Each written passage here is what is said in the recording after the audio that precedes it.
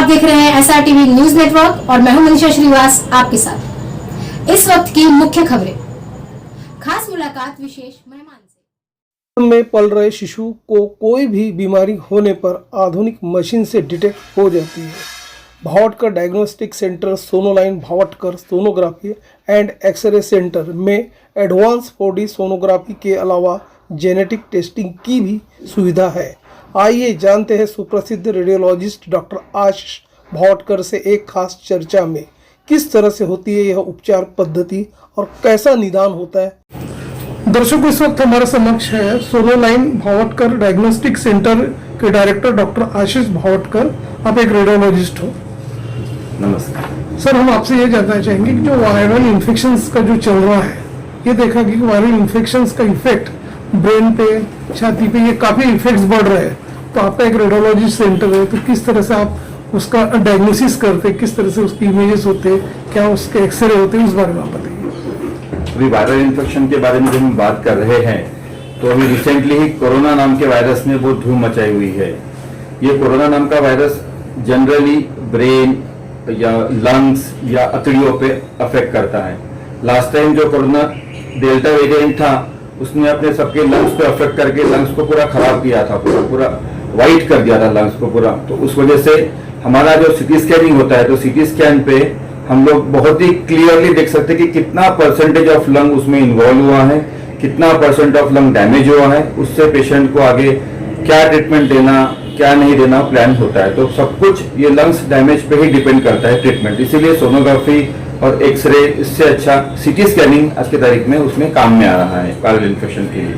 Sir, आमतौर पे ये भी देखा गया कि डेंगू का इफेक्ट्स काफी बढ़ गए, उसके प्लेटलेट्स भी काफी बढ़ते हुए नजर आ रहे हैं। तो ऐसे में जो डेंगू का जो इफेक्ट है वो पर्टिकुलर ब्रेन पे काफी हो रहा है, इवन पेट में पानी है, इसका भी समस्या बढ़ते जा रही है। तो इसका आप किस तरह से निदान करते हैं, उस बारे में बताइए। डेंगू के लिए हमारे पास सोनोग्राफी के लिए पेशेंट जब आते हैं तो उनके लीवर में जनरली स्वेलिंग पाई जाती है, उनके पेट में पानी पाया जाता है, उनके छाती में पानी पाया जाता है। उस वजह से क्या उनका वॉल्यूम हाइपोवॉल्यूमिया बोलते हैं, जिससे उनके शरीर का पानी धमनियों में कम होके सब पेट में आके जमा होता है, तो वो शॉक में चले जाते हैं। तो हम लोग सोनोग्राफी से पता कर सकते हैं कि कितना परसेंट स्वेलिंग है, कितना परसेंट पानी है, धमनियों का डायमेंशन कितना ज्यादा है। जितना धमनियों का डायमेंशन कम, आईबीसी बोलते हैं, आईबीसी जितना कम हो रहा है इसका मतलब पेशेंट बहुत शॉक में ही हम पता कर सकते हैं। इससे उसका ट्रीटमेंट डिपेंड करता है, इससे उसको इतना फ्लूइड देना पड़ता है, तो मैनेजमेंट में बहुत काम आता है। इस तरीके से सोनोग्राफी पे हम लोग डेंगू के पेशेंट का निदान कर सकते हैं और उनका कितना सीवियरिटी है पता कर सकते हैं। डायग्नोसिस जो करते हैं अपना एज ए रेडियोलॉजी, जो डायग्नोसिस आप जो करते हैं और जो इंटरनेशनल जो ये डायग्नोसिस होते हैं, ये किस प्रकार से होते हैं, किस तरह से उसका डिटेक्ट किया जाता है डिजीज को, उस बारे में बताइए। देखो, डेंगू के लिए जनरली तो प्लेटलेट काउंट सबसे मायने रखता है। हम लोग जो ब्लड काउंट लेते हैं तो प्लेटलेट उसमें बहुत कम हो जाते हैं। जितना कम हो रहा मतलब डेंगू का उतना प्रभाव ज्यादा है, ऐसा समझ में आता है। तो उसमें मैनेजमेंट के लिए अगर हम देखेंगे तो उसमें फिर ब्लड ट्रांसफ्यूजन या प्लेटलेट ट्रांसफ्यूजन या प्लाज्मा थेरेपी ऐसा हम देके उसको मैनेज करने की कोशिश करते रहते हैं। इंटरनेशनली ये सबसे ज्यादा तो अपने देश इंडिया में ही सबसे ज्यादा डेंगू का प्रभाव पाया जाता है, क्योंकि यहाँ पे मॉस्किटोज और जो गंदगी पाई जाती है वहां पे मॉस्किटो का ये होता है, प्रजनन होता है, और उस वजह से ही हमें ये सब चीजें फेस करनी पड़ती है। तो हमारी सरकार उसके लिए बहुत गतिशील प्रयत्न कर रहे हैं कि उसको कंट्रोल में लाया जाए। देखिए, जितनी स्वच्छता रखेंगे उतना कंट्रोल उस पर अपन काबू पा सकते हैं डेंगू पे। सर, ये भी देखा गया है कि आपकी एक स्पेशलिटी है, पर्टिकुलरली फिटस जो टेस्ट जो बोलते हैं, जो गर्भ में जो फिटस होता है, तो ये किस तरह की स्पेशलिटी आपके पास विद्यमान है, उस बारे में बताइए। आज अभी नए स्टडीज के हिसाब से अभी हमारे पास जो नई मशीनें, आधुनिक मशीनें हम लोगों ने ले ली है, जिससे हम लोग जो पेट में जो छोटे छोटे बच्चे रहते हैं 5 महीने के अंदर, हम लोग उनके अंदर कोई अगर पैदाइशी कोई गुण या दोष गुण होगा या डिफेक्ट्स होंगे तो वो हम 5 महीने के पहले ही उसको डिटेक्ट कर सकते हैं, देख सकते हैं। इवन तीसरे महीने में भी देख सकते हैं हम लोग उसको, और उसको देख के कुछ ऐसी बीमारियां होती है जो बच्चे के पेट के अंदर ही हम उसका ट्रीटमेंट भी कर सकते हैं, ताकि बच्चा बाहर आने के पहले स्वस्थ होकर बाहर आए। और जो बीमारी का इलाज ही नहीं है उस बीमारी को हम पहले ही पेशेंट को बता देते कि ये बीमारी का इलाज संभव नहीं है, ऐसे बच्चे को कंटिन्यू करके मतलब नहीं है, तो तीसरे महीने में बच्चे को बाहर अपन निकाल सकते हैं, ताकि किसी का नुकसान न हो, आगे वो बच्चे अपंग बच्चे पैदा न हो। जैसा किसी के हार्ट के प्रॉब्लम रहते हैं, किसी के ब्रेन के प्रॉब्लम रहते हैं, किसी के आंखों के प्रॉब्लम रहते हैं, सब कुछ हम तीसरे चौथे महीने में आज देख सकते हैं, उसका निदान कर सकते हैं। विदर्भ और इंटर स्टेट के दर्शक आपको लाइव देख रहे हैं। डॉक्टर आशीष भावटकर सर, आपका पर्टिकुलरली क्लिनिक का जो एड्रेस है और उसका फोन नंबर स्क्रीन पर रोल हो रहा है। यदि हमारे दर्शक किसी प्रकार कोई शिकायत है या कोई परामर्श करना है या ऑनलाइन वीडियो कंसल्टिंग करना है या संपर्क करना है तो आपसे उससे देख के संपर्क कर सकते हैं। अब आप ये भी बताते चले कि ये जो अभी जैसा कुछ जो बैन है, जो गर्भ की जो टेस्ट होती है पर्टिकुलरली सेक्स डिटर्मिनेशन टेस्ट जिसे कहते हैं, तो ये पर्टिकुलरली स्ट्रिक्टली अपने फॉलोअप होती है कि उस बारे में बताइए। हम लोग जैसे डॉक्टर जो है रेडियोलॉजिस्ट हमारा एसोसिएशन है, तो हम लोगों ने एक कॉमनली रन लिया है कि हम लोग ये सब चीजों में इन्वॉल्व नहीं हो गए। इसीलिए आज के तारीख में हम जो विदर्भ के जो रेडियोलॉजिस्ट है या महाराष्ट्र के रेडियोलॉजिस्ट हैं, हम लोग इसको टोटली अपोज करते हैं ये सब सेक्स डिटर्मिनेशन को। और जो कोई करता रहा हम में से भी पाया गया तो हम उसकी कंप्लेंट भी अपने एसोसिएशन में करते हैं ताकि उसको फंसाया जाए या उसको पकड़ दोषी करार करके उसको पुलिस के हवाले किया जाए। तो ये तरीके अभी बहुत ही मतलब हो नहीं रहे हमारे हिसाब से। तो हम लोग हमारे आसपास में तो हम देख रहे कि कोई नहीं कर रहा है। गलती से किसी के बारे में हमको शंका हुई तो हम लोग उसको पकड़ने में कभी कमी नहीं करेंगे, इतना पक्की बात है।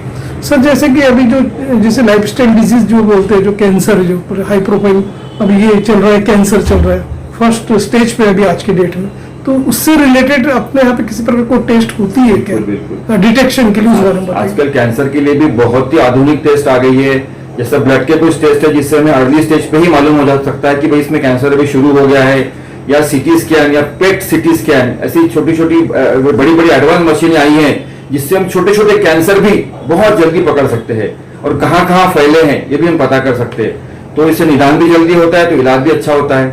तो आजकल तारीख में कैंसर के पेशेंट को भी बचाया जा सकता है पहले स्टेज में अगर पाया गया। सर आमतौर पे ये भी देखा गया कि जब डॉक्टर किसी प्रकार की सर्जिकल एडवाइस लेता है या सर्जिकल चीज करने जाता है तो उससे पहले आप लोगों का पहले इमेज देखता है वो कि मतलब किस तरह से आप लोगों का डायग्नोसिस इमेज है, उसके बाद ही वो आगे का प्रक्रिया करता है। तो कितना इंपॉर्टेंस रखता है डॉक्टर्स सर्जन्स के लिए इस बारे में? कैसा रहता है कि हम लोग जो इमेजिंग करते हैं वो पेट खोलने के पहले की इमेजिंग होती है। पेट के अंदर अभी क्या है इस चीज को देख के उसको एग्जैक्टली सर्जन को बताना कि पेट में ये लेवल पे, इस जगह पे, इस एंगल पे, इस कोने में इतना बड़ा मांस है, वो यहाँ से वहां तक फैला है। तो सर्जन को अगर पहले से पता हो कि पेट के अंदर सब कुछ कैसा है तो पेट खोलने के बाद में उसे दिक्कत नहीं जाती, वो इजीली वहां जाके उस चीज को रिमूव कर सकता है।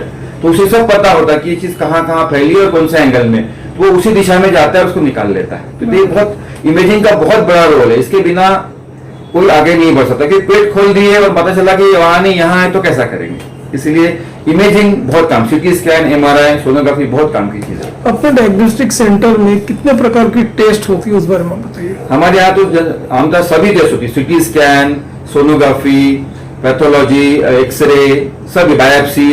अगर कोई गन से अगर कोई पेट में कोई मांस है तो मांस का टुकड़ा निकालना, उसको टेस्ट के लिए भेजना, पता करना, ये सब चीजें हमारे यहाँ हो जाती है। ये भी देखा गया कि आपका जो पर्टिकुलर जो डायग्नोस्टिक सेंटर है काफी चर्चित है, काफी लोकप्रिय है और इमीडिएट रिजल्ट देने वाला है, रिजल्ट ओरिएंटेड डायग्नोस्टिक सेंटर है। अब ये बताइए आप कि ये डायग्नोस्टिक सेंटर का जो दर्शक आपको लाइव देख रहे हैं उन्हें लाभ लेना है या वीडियो कंसल्टिंग करना वे चाहते हैं या थेट संपर्क आपसे करना चाहते हैं तो किस तरह से संपर्क कर सकते हैं?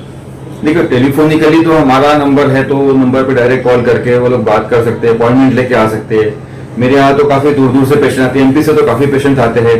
तो हमारे यहाँ मशीनें भी बहुत अद्ययावत मशीन है, जो भी लेटेस्ट मशीन है वो मैं ले लेता हूँ। मेरे यहाँ अभी 6 मशीनें सोनोग्राफी की 4 मशीनें रखी हुई है इस सेंटर पे, चारों की चारों एकदम लेटेस्ट मशीन से। तो मेरा काम ही ऐसा है कि जितना बेस्ट अपन पेशेंट के लिए दे सके उतना नई नई मशीनें लेके दो, ताकि जल्दी से निदान हो सके, जल्दी उसका ट्रीटमेंट हो सके। सर अभी हाल ही में देखा जा रहा है जो सिनेरियो जो चल रहा है, ये जो कोरोना का जो आशंका जताई जा रही है लहर की, काफी पेशेंट्स भी डिटेक्ट हो रहे हैं, तो उससे रिलेटेड जो अपना वीडियो टेस्ट जो बोलते हैं आरपीटीसीआर टेस्ट बोलते हैं, तो ये किस तरह के टेस्ट आपके यहाँ पे अवेलेबल है उस बारे में बताइए। देखिए आरटीपीसीआर टेस्ट के लिए तो हमारे ऐसे सैंपल आरटीपीसीआर जो लैब एग्रीगेटेड गवर्नमेंट को एग्रीगेट नागपुर में 2003 लैब ऐसी है जो आरटीपीसीआर टेस्ट करवाती है। तो गवर्नमेंट ने क्या किया कि हर जगह छोटे छोटे लैब्स को उनको उन्होंने परमिशन दी कि आप ब्लड कलेक्ट करके बड़े लैब में भेजो ताकि वो रिपोर्ट जल्दी से जल्दी दे सके, क्योंकि हर पेशेंट को वहां जाके ब्लड कलेक्ट करवाना डिफिकल्ट है। तो हम लोग लैब में वो टेस्ट के लिए भेज देते हैं। बट मेरा ये कहना रहेगा लोगों से कि भैया आप लोगों को बहुत प्रिकॉशंस लेने हैं, कोरोना को लाइटली नहीं लेना है, क्योंकि कोरोना फिर से वापस आ सकता है। तो जितना मास्क पहन सको, जितना अपन दूर रह सको एक से, या फिर जितना भीड़ में कम जाओ उतना अच्छा रहेगा। सर, जब अपन ब्लड की बात करते हैं, जैसे प्योर ब्लड बोलते हैं, नेट टेस्टेड ब्लड, आज रिक्वायरमेंट बढ़ गई है लोगों के बीच में, लेकिन कुछ जो सेंटर्स है वो पर्टिकुलरली देखा गया है कि कुछ इन्फेक्टेड ब्लड सप्लाई हो रहा है, उसकी वजह से ये जैसे अपना एड्स के सिकल सेल पेशेंट जो है उनको भी काफी प्रॉब्लम हो रही। तो आपके यहाँ पे ब्लड से रिलेटेड कुछ टेस्ट होती है क्या? नहीं, कैसा रहता है कि ये जो ब्लड के जो खराब होने का या ब्लड कोई मिसमैच होने का, तो या किसी वजह से इन्फेक्टेड ब्लड किसी को मिलने का, ये बहुत ही कम होता है। बट वो किसी की गलती से हो जाता है, कभी सैंपल में कभी कोई गलती हो गई टेस्टिंग में, ये ह्यूमन एरर है जिसको बोलते हैं, बहुत ही कम। या फिर जो लैब अगर बहुत ही वहां पे कोई ऐसा टेक्निकली ट्रेन पर्सन काम नहीं कर रहा हो, ऐसी जगह ये हो सकता है, पर जहाँ डॉक्टर्स है या टेक्निकली ट्रेन पर्सन है वहां ऐसे होने के चांसेस बिल्कुल भी नहीं, बिल्कुल भी। अब ये बताइए कि सर, भाटकर जो आपका डायग्नोस्टिक सेंटर है, किस प्रकार की स्पेशलिटी और किस प्रकार की state of the art machineries है जिससे लोगों को फायदा मिल सकता है, उस बारे में बताइए। देखिए, हमारे यहाँ तो मेरे पास अभी लेटेस्ट एडवांस 4D सोनोग्राफी है। मैं इवन बच्चों के जो पेट में जो बच्चे होते हैं उसका कोई जैसा जेनेटिक टेस्टिंग होता है, उसका हम लोग बच्चे का सैंपल निकाल के या फिर प्लासेंटा का सैंपल निकाल के या फिर जो फ्लूइड होता है वो बच्चे के बाजू का फ्लूइड निकाल के उसको टेस्ट के लिए चेन्नई या हैदराबाद भेज के, उसमें जेनेटिक कोई दोष होगा पैदा होने के पहले हम पता कर लेते हैं कि भाई बच्चे में कोई दोष है नहीं है। तो ये जितने भी एडवांस टेस्ट है, उन बच्चे को ब्लड की कमी है, पेट के अंदर के बच्चा अनेमिक है, उसको ब्लड की कमी है, तो हम पेट के अंदर ही उसको ब्लड ट्रांसफ्यूजन करते हैं और उसका अनीमिया ठीक करते हैं ताकि बच्चे की जान बच जाए, नहीं तो बच्चा अनीमिया की वजह से कई बार मर जाता है। तो ये बहुत सारी चीजें हैं जो हमारे यहाँ अभी लेटेस्ट जो चालू हुई है।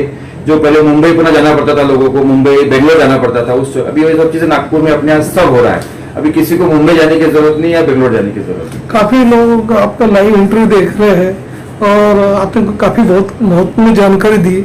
ज्यादा से ज्यादा लोगों ने आपके सेंटर का और पर्टिकुलर क्लिनिक का बेनिफिट उठाना चाहिए, ऐसे आप क्या संदेश दोगे पब्लिक को? देखिए, अभी जैसा मैं बाकी जो मैं जो बोल रहा हूँ कि मैंने नई नई चीजें सीखी है, मैं सीख के आया हूँ, मैंने उसकी ट्रेनिंग ली है, मैं उसकी स्टडी भी करते रहता हूँ। तो मैं चाहता हूँ कि जो चीज मैं सीखता हूँ नई नई चीजें, मैं अपने पेशेंट के लिए उसको काम में ला सकूं, अपने पेशेंट को अपना बेस्ट दे सकूं, ताकि मेरा पेशेंट भी खुश रहे और मैं भी खुश रहूं। मुझे सेटिस्फेक्शन मिले कि मैंने जो पढ़ा, जो सीखा, वो अपने पेशेंट तक पहुंचा सका। Okay sir, thank you.